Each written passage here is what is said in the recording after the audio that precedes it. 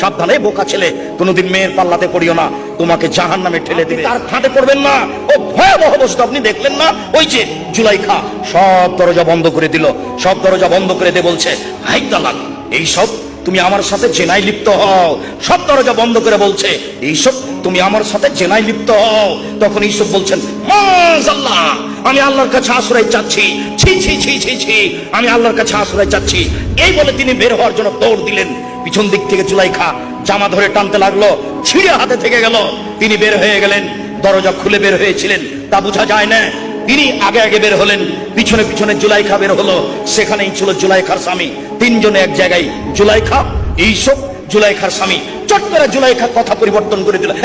দেখেন, এই লোককে আপনি বাড়িতে রেখেছেন যে আপনার স্ত্রীর সাথে জেনা করতে চায়, আর আপনি একে বাড়িতে রেখেছেন এ আপনার স্ত্রীর সাথে জেনা করতে চায়। সাবধানে বোকা ছেলে, কোনোদিন মেয়ের পাল্লাতে পড়িও না, তোমাকে জাহান্নামে ঠেলে দিবে।